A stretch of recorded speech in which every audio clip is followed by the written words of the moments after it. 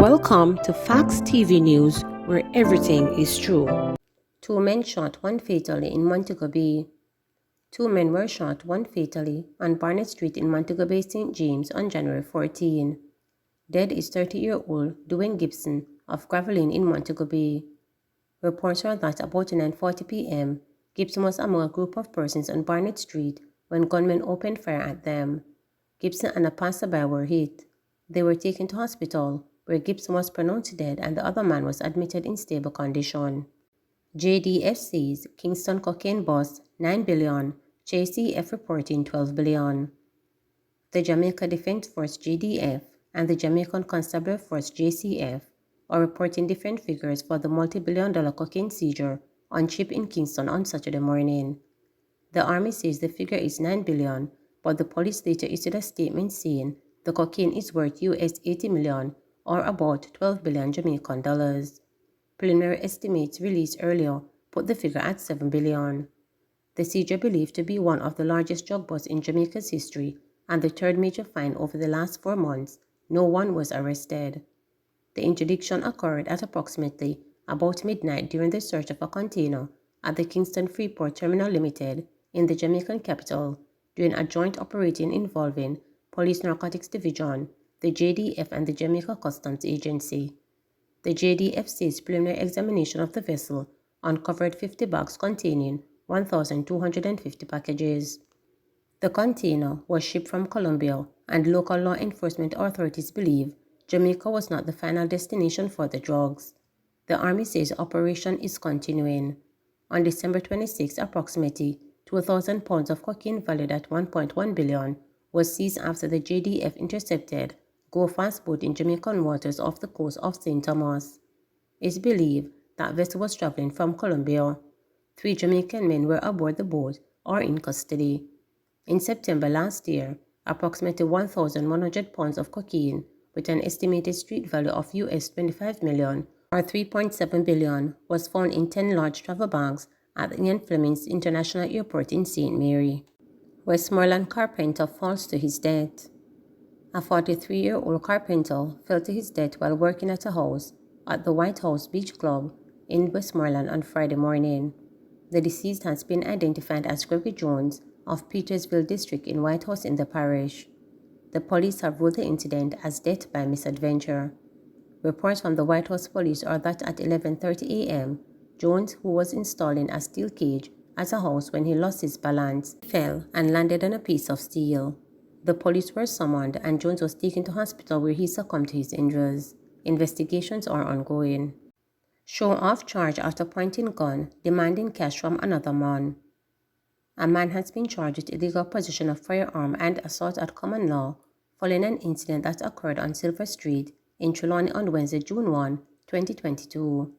Charged is Michael Elliott, 25, otherwise called Show-Off, a laborer of Elside, Waitabit in the parish. Reports from the Waitabit police are that about 8 p.m., the complainant was at Silver Street when he was approached by Elliott, who demanded money from him.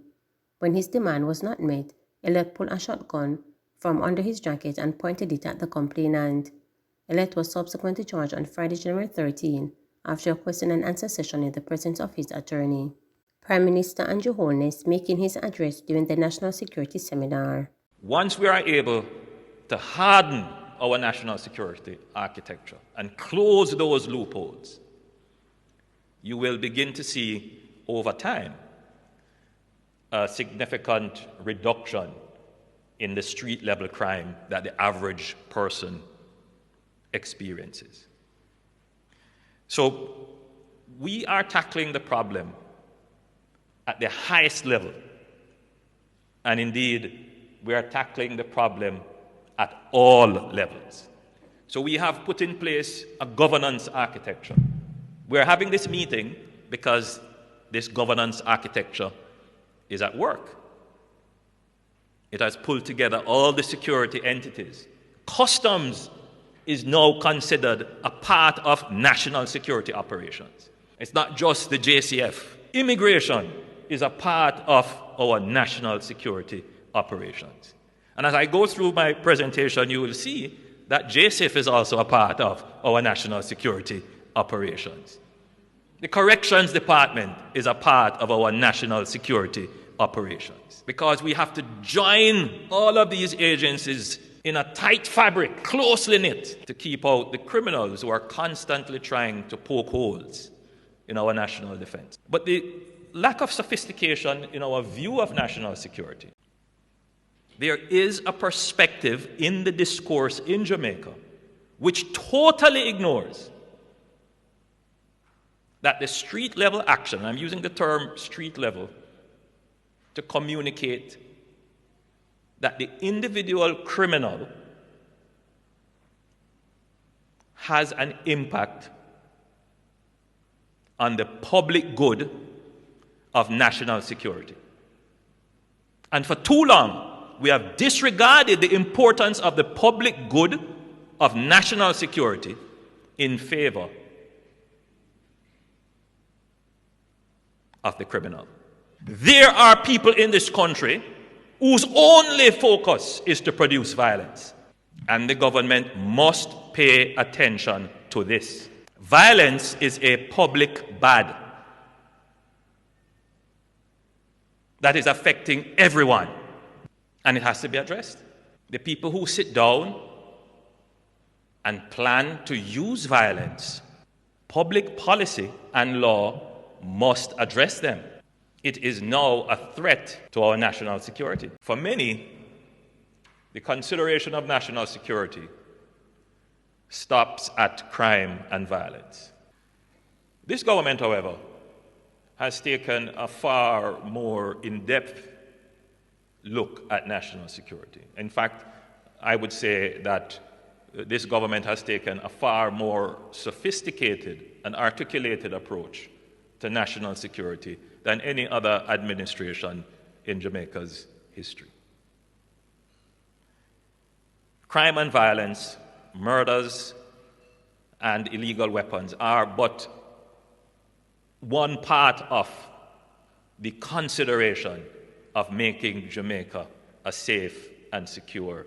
We're able to protect Jamaica's domain, that is, our maritime space and border, to protect our land border, to protect our ports,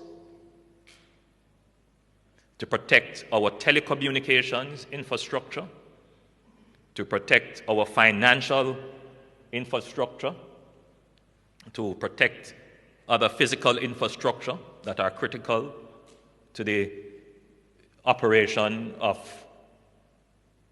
Jamaica's industries, and to establish cyber domain protection.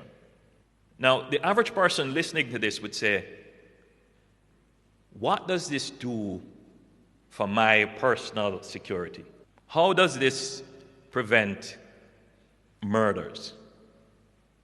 Or how does this prevent gangs and illegal guns? Well, the two things are inextricably tied together in the Jamaican context.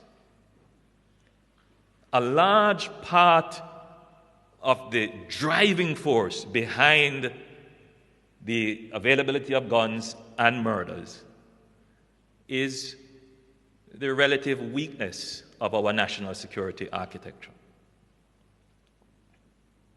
The ability for bad actors to infiltrate Jamaican space,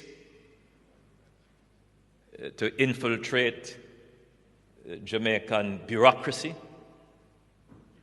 and to use that to create an uncontested space in which they can conduct criminal activity. That is indeed the definition of a compromise of our national security. That has been the challenge for Jamaica for the last 50 years. This administration is taking firm, deliberate, decisive, instrumental, well-thought-out steps to close these holes that have been poked and widened in our national security architecture. Please remember to subscribe, like, share, and click